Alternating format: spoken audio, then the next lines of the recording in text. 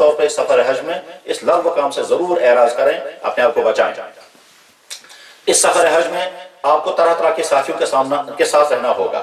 آپ کے ساتھیوں میں سے بعض ساتھی ایسے ہوں گے جو سست ہوں گے، جن کو اعمال کا شوق نہیں ہوگا، جو بے فائدہ باتوں میں مجلس آرائیاں کرتے ہوں گے، جو بازاروں کی چیزوں کو تبصرہ کرتے ہوں گے، جو بازاروں میں گھومتے ہوں گے اور چیزیں لاتے ہوں گے۔ ایسے ساتھیوں کے ساتھ اگر آپ کا رہنا سہنا ہوگا تو آپ کا بہت سارا وقت برباد ہو جائے گا۔ بہتر یہ ہے کہ ایسے ساتھی کے ساتھ رہنا شروع کریں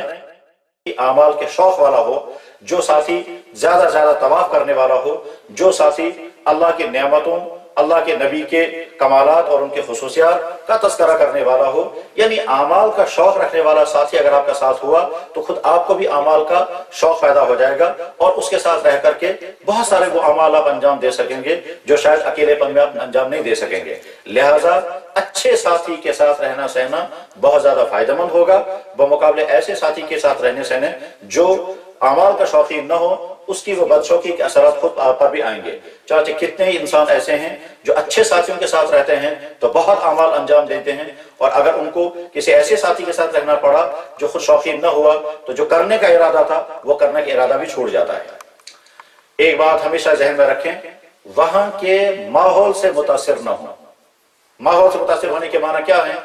دائیں بائیں کے افراد دراصل ہمارا ماحول ہوتا ہے۔ اگر دائیں بائیں کے افراد اس مزاج کے ہوں، وہ چیزیں خریدنے والے ہوں، وہاں کے سسٹم پر تبصرے کرنے والے ہوں، کبھی گھر کے متعلق تذکرے کرنے والے ہوں، کبھی یہاں کی سیاست پر بحثیں کرنے والے ہوں، کبھی دنیا کے مسلمانوں پر تبصرہ کرنے والے ہوں، اس ماحول میں جب آپ رہیں گے تو آپ کو بھی وہی مزاج پیدا ہوگا، آپ بھی بے فائدہ باتوں میں لگے رہیں گے، چیزوں پہ تبصرے، خریداری پہ تبصرے، چیزوں کی قیمت، وہاں کے بازاروں کی نوعیت، بازاروں میں کیا کیا چیزیں بک رہی ہیں، کس ملک کے حاجی کیسے ہیں، کس ملک کی شکل و صورت کیسی ہے۔ غرض یہ کہ بے فائدہ مجلسوں کے ماحول سے اپنے آپ کو بچائیں اور ایسے ماحول میں اپنے آپ کو رکھیں جہاں زیادہ سے زیادہ تذکرہ ہو کس چیز کا، کہ آپ نے کتنے طواف کیے، آپ نے کتنے عمرے کیے، آپ نے کتنی نمازیں پڑھی، ہم نے کتنی پڑھی۔ یعنی جب ہماری مجلسوں میں اعمال کے کمی اور زیادتی کا تذکرہ ہوگا تو اعمال کا شوق پیدا ہوگا، اور اگر وہ ہماری مجلسوں میں گھروں کے متعلق،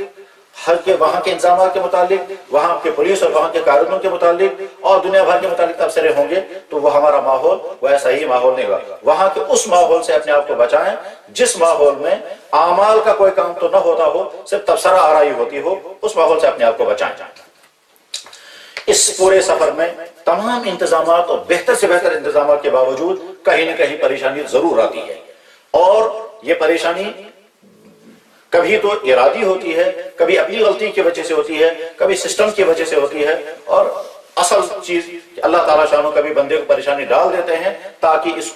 اس کا دل ٹوٹے اور یہ میری طرف متوجہ ہو۔ خدا نخواستہ اگر کسی بھی قسم کی کہیں کوئی پریشانی آ جائے تو اس وقت اس پریشانی کو دور کرنے کے لیے جہاں آپ دائیں بائیں کے طرح کی تدبیریں کریں گے، سب سے بہتر یہ ہے کہ اللہ کے گھر میں حاضر ہو کر کے آنسو بہا کر کے اپنی اس پریشانی کو دور کرنے کے لیے دعائیں کریں۔ اس سے زیادہ بہتر اور کوئی طریقہ نہیں ہے کہ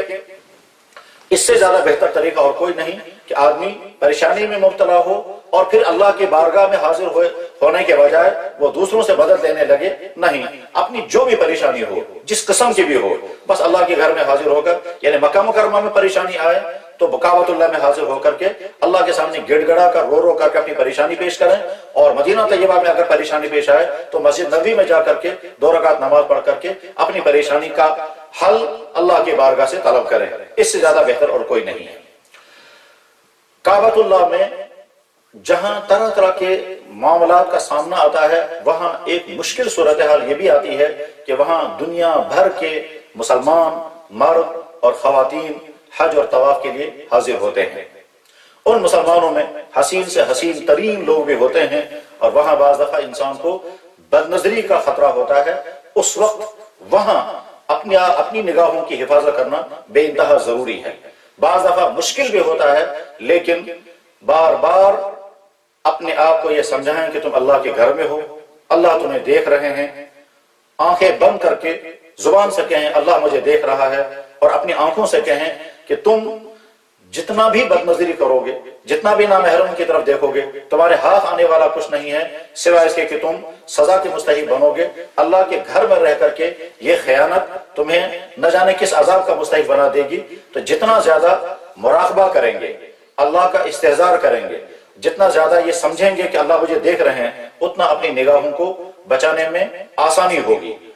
निगाहों की हिफाजत के लिए सबसे बेहतर तरीका यह है कि अपना सर ऊपर उठाना ही नहीं चाहिए, हमेशा निगाहें जमीन पर रख करके चलें। तवाफ में भी, मक्का मुकरमा की गलियों में भी, रास्तों में भी, मस्जिद हराम जाते हुए भी, वापसी पर भी निगाह हमेशा पांव पर रखें। और जब आप निगाह पांव पर रखेंगे तो किसी के चेहरे पर निगाह पड़ेगी ही नहीं, और उस तरह से अपनी निगाहों को बचाना आसान होगा। साथ में दुआएं भी करते रहें कि या अल्लाह, मैं आपके घर में हाजिर हुआ हूँ, मैं अपनी तरफ से पूरी कोशिश कर रहा हूँ, मेरे दिल में बुरे ख्यालात ना आए, मेरे दिमाग में गलत तसव्वुरात ना आए, मेरी निगाहें गलत न देखें, मेरी जुबान से गलत जुमले न निकलें। लेकिन ये मेरी अपनी कोशिश है, तौफीक आप ही की होगी। जब आप मुझे तौफीक अता करेंगे तो मैं अपनी इस कोशिश में कामयाब हो सकूंगा। जितनी दुआएं करेंगे अपनी निगाहों, अपनी जुबान, अपने कानों और अपनी जुबान की हिफाजत के लिए, उतरे अल्लाह ताला शानों की तरफ से मदद आएगी और आप अपने इन आज़ा के गलत इस्तेमाल से अपने आप को बचा सकेंगे।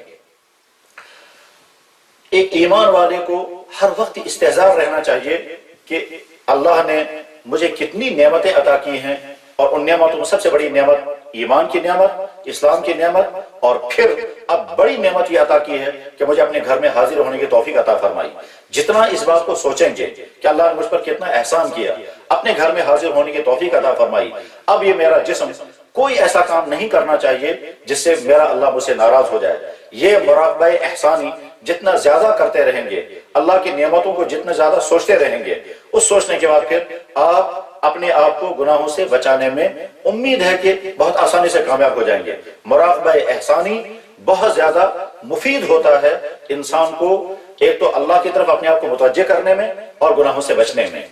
बस हर थोड़ी देर के बाद आंखें बंद करें, और आंखें बंद करने के बाद फिर तसव्वुर करें मैं अल्लाह के सामने हूँ, अल्लाह मुझे देख रहे हैं, बल्कि जुबान से भी कहें मैं इस वक्त अल्लाह के घर में हूँ, अल्लाह की तरफ जा रहा हूँ, अल्लाह के घर में हाजिर होने का मेरा कस्द है, अल्लाह ताला मुझे देख रहे हैं, मेरी इस हालत से अल्लाह ताला वाकिफ है, और मेरी एक एक हरकत को भी अल्लाह ताला देख रहे हैं। अगर मेरी हरकत ठीक होगी तो अल्लाह राजी होंगे, खुश होंगे, और अगर मेरी हरकत गलत होगी तो अल्लाह ताला नाराज होंगे, और ये कहते होंगे मैंने अपने बंदे को अपने घर के लिए जाने का रास्ता मुहैया कर दिया, मगर किस तरह से मुझे नाराज कर करके वहां जा रहा है। जितना इस बात को सोचेंगे उतना आप अपने आप को गुनाहों से बचा सकेंगे।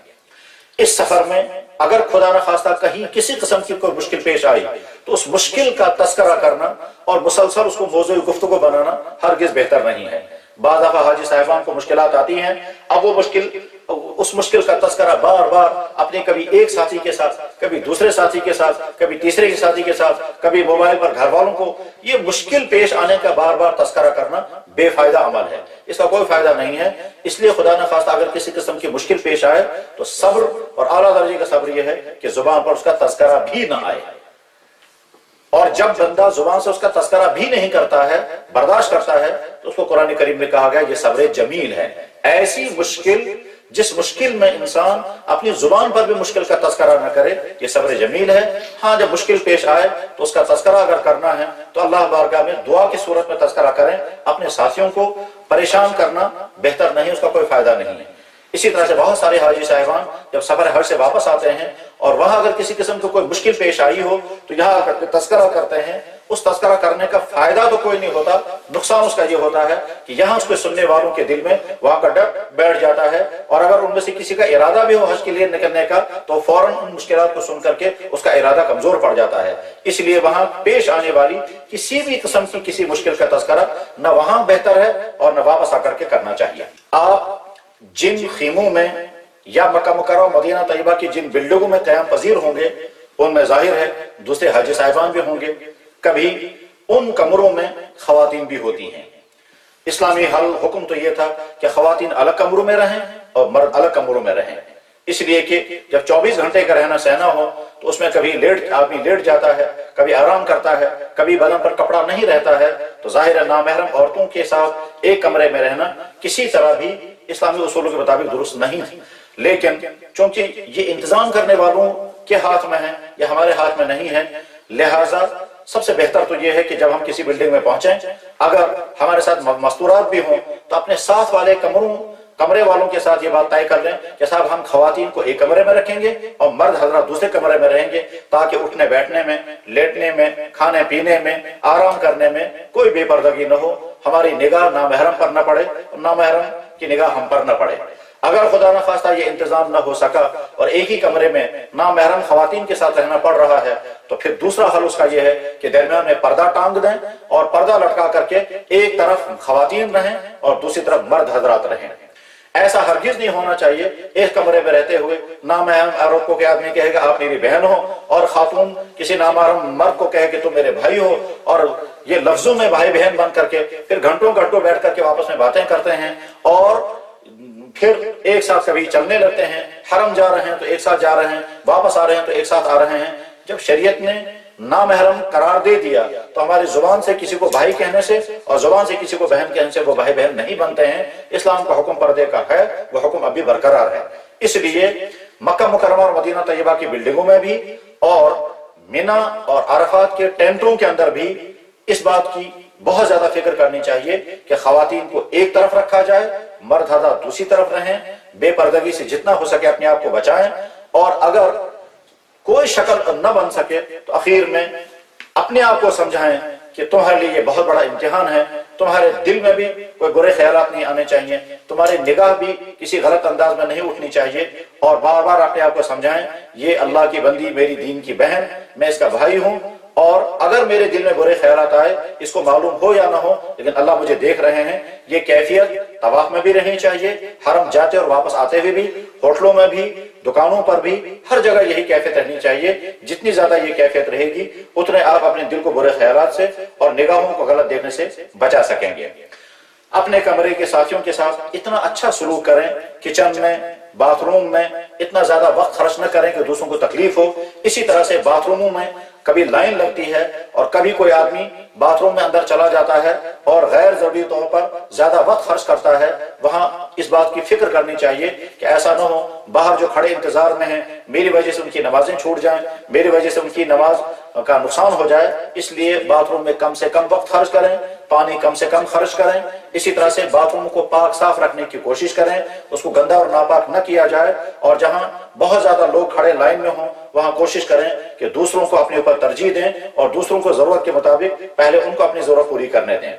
खवातीन अगर साथ हों तो खवातीन को साथ अपने साथ साथ रखें। खास तौर पर तवाफ में मर्द, अजनबी मर्दों के ऐसे जमगट्ठे में जाकर के तवाफ करना जिससे बेपर्दगी हो और बदन दूसरों के साथ टच कर जाए, उससे अपने आप को जितना बचा सकेंगे उतना ज्यादा बेहतर है। वहां का मौसम चूंकि हमारे मौसम से मुख्तलिफ है, इसलिए बाज दफा वहां जाकर के तरह तरह की बीमारियों का सामना करना पड़ता है। इसलिए जरूरत की दवाएं, खास तौर पर फर्स्ट एड किस्म की जो दवाइयां होती हैं, उन दवाइयों का एक अच्छा खासा जखीरा यहाँ से साथ लेकर के जाएं। मैदे के लिए, खाने पीने के लिए, जुकाम नजले के लिए, बदन के उमूमी दर्द के लिए, इसी तरह से बुखार के लिए खास तौर पर विटामिन सी जितना ज्यादा इस्तेमाल किया जा सके उतना ज्यादा बेहतर रहता है। लिहाजा वहां पहुंच करके बजाय इसके कि हम अस्पतालों में घूमते रहें, यहां से ली हुई दवाई एक तो सस्ती भी पड़ती है और दूसरी जब दवाई साथ साथ रहती है तो उसका फायदा भी होता है। जिन हजरात को चश्मा पहनने की इजाजत है उनके लिए बेहतर है कि चश्मे के एक दो पीस और साथ ले लें। खुदा न खास्ता अगर चश्मा एक ही साथ हुआ और वह कहीं टूट गया या गिर गया, उसके बाद फिर आदमी परेशान हो जाता है और वहां दूसरा चश्मा बनाने में कभी कभी दिक्कतें आती हैं। उन दुकानों को ढूंढना, वहां नए सिरे से टेस्ट कराना, उस पर कभी खर्चे ज्यादा होते हैं। इसलिए 2-3 पीस और साथ लेने चाहिए ताकि जरूरत के वक्त उनसे फायदा उठाया जा सके। यहां से सामान में सबसे पहले तो एहराम की चादरें हैं। एहराम हर किस्म का इस्तेमाल करना जायज है, रंग की भी कोई तायीन नहीं है, मगर सबसे अफजल सफेद रंग का एहराम है। सफेद रंग का एहराम पतले कपड़े का भी हो सकता है और तौलिए साइज का भी हो सकता है। ज्यादा मुनासिब यह है कि टॉवल साइज का जो एहराम होता है वो वाला एहराम ले लिया जाए। पतले कपड़े का एहराम जायज तो है मगर कभी कभार उसमें बेपर्दगी हो जाती है, खास तौर पर जब आदमी ने इस्तिंजा तहारत की हो तो पानी के छींटे उस हिस्से पर पड़ जाते हैं कि जब आदमी रुकू सजदा करता है तो दूसरे को निगाह उस हिस्से पर पड़ जाती है जहां वो कपड़ा भीगा होने की वजह से बदन से चिपक जाता है और बेपर्दगी होती है। इसलिए टॉवल साइज का एहराम अगर इस्तेमाल किया जाए तो वो ज्यादा बेहतर है। اس میں وہاں کی گرمی سے بھی آدمی محفوظ رہتا ہے. پسینہ اگر نکل رہا ہو طواف کے دوران خاص طور پر تو ٹاول سائز کا احرام جو ہے وہ اس پسینے کو جذب کر لیتا ہے، اس لیے زیادہ بہتر ہے کہ ٹاول سائز کا احرام لیا جائے.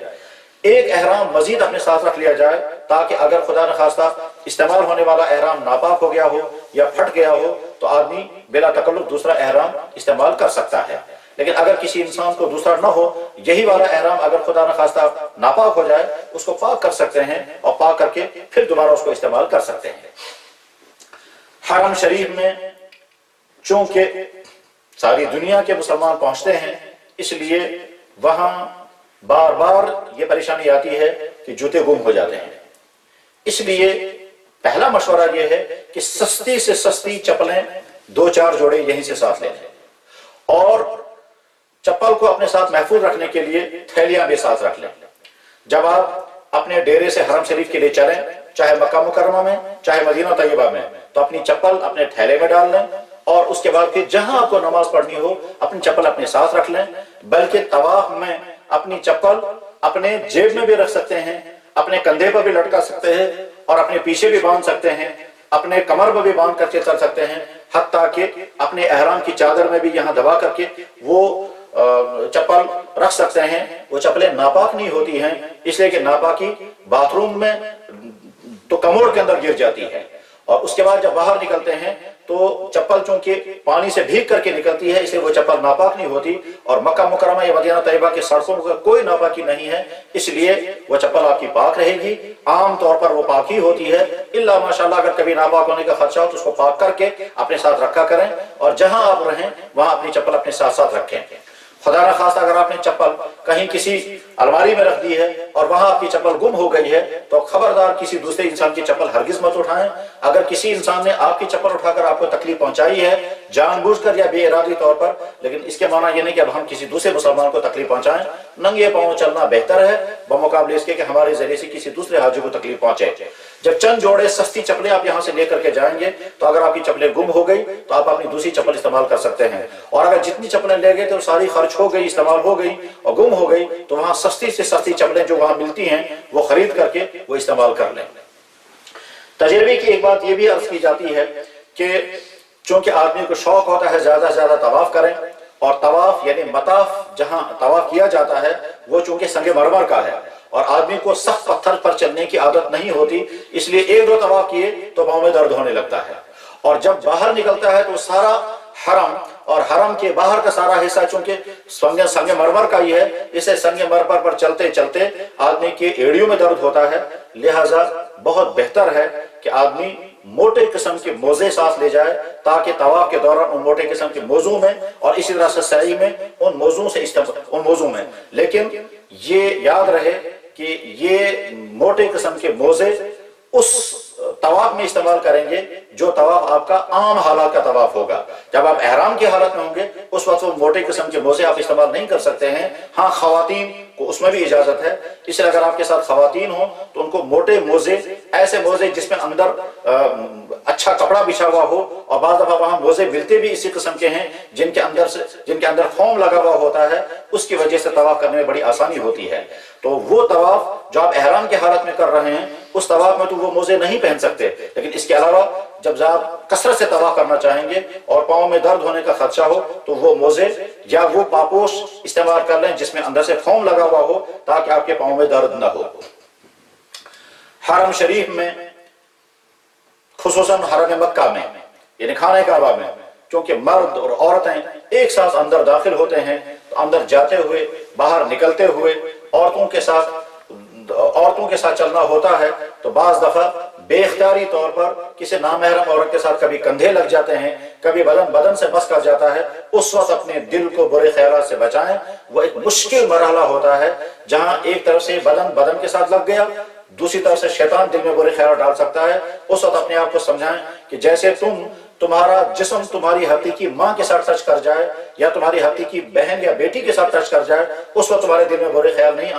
नहीं आते। इसी तरह से इस नामहरम औरत के साथ अगर गैर इरादी तौर पर मेरा बदन मस कर गया तो मुझे अपने दिल को बुरे ख्याल से बचाना है, और अगर दिल में बुरे ख्याल आए तो फौरन जुबान से ला हौल वला कुव्वत इल्ला बिल्लाह और अस्तगफिरुल्लाह पढ़ें, ताकि उस बुरे ख्याल के गलत असरात से आप अपने आप को बचा सकें। तवाफ में बकसरत ऐसा होता है कि मर्दों और औरतों का जमघटा होता है और मर्द और औरत के बदन के साथ बदन मस कर जाता है। उस वक्त अपने आप को जितना बचा सकते हो बचाएं। अगर किसी औरत के जरिए से आपको धक्का लग गया, आप उसके जिम्मेदार नहीं हैं, मगर हम कोशिश करेंगे कि हमारा जिस्म किसी नामहरम के साथ मस न करने पाए, और ऐसी जगह जहां बहुत ज्यादा सख्त भीड़ हो और लोग भींचे जा रहे हों वहां तवाफ करने से, खास तौर पर उस वक्त जबकि वहां खवातीन हो, तवाफ करने से परहेज करें।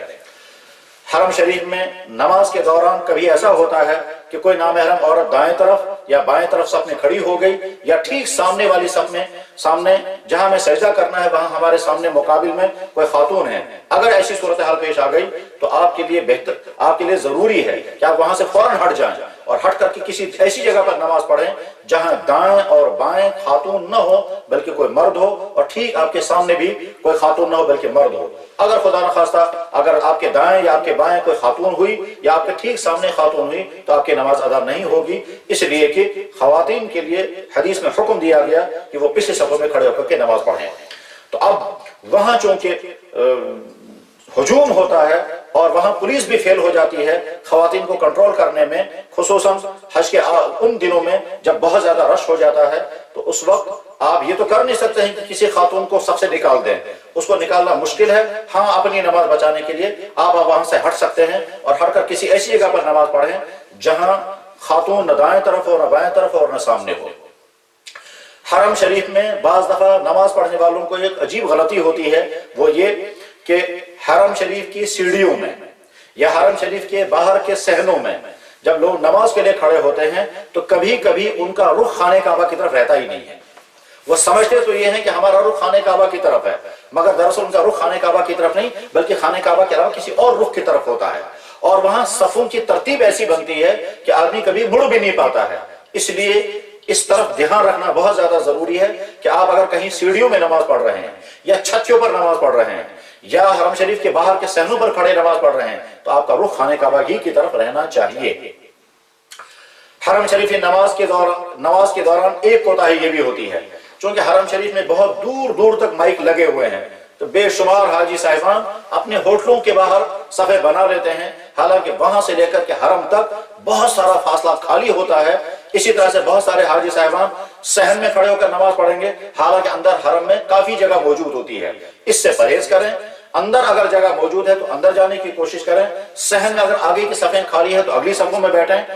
दूर बैठ करके नमाज पढ़ना हरगिज बेहतर नहीं है, खास तौर पर वो हाजी साहिबान जो अपने होटलों में ही रह करके नमाज पढ़ते हैं, ये सोचकर कि आवाज तो यहाँ आ ही रही है, अगर सफें यहाँ से हरम शरीफ तक मुत्तसिल नहीं है तो उसे कोई फर्क पड़ने वाला नहीं है। याद रखें, इस तरह से नमाज अदा नहीं होती। अगर आपकी सफें हरम शरीफ तक मुत्तसिल नहीं है और दरमियान में गुजरने वाले गुजर रहे हैं और आप दूर कहीं सफों में खड़े हैं तो आपकी नमाज अदा नहीं होगी। सिर्फ हरम शरीफ की आवाज के साथ आपका कनेक्शन है, हरम शरीफ के साथ आपका फिजिकल कनेक्शन नहीं है, और वो जब सफेद तरतीब के साथ काबे तक रहती हैं तब आपका ताल्लुक काबे के साथ कायम हो जाएगा। इस तरह की गलती से बचें। इसके नतीजे में बहुत सारे हाजी साहिबान की नमाजें ही बर्बाद होती हैं और वो समझ भी नहीं पाते हैं कि हमारी नमाजें बर्बाद हो रही हैं।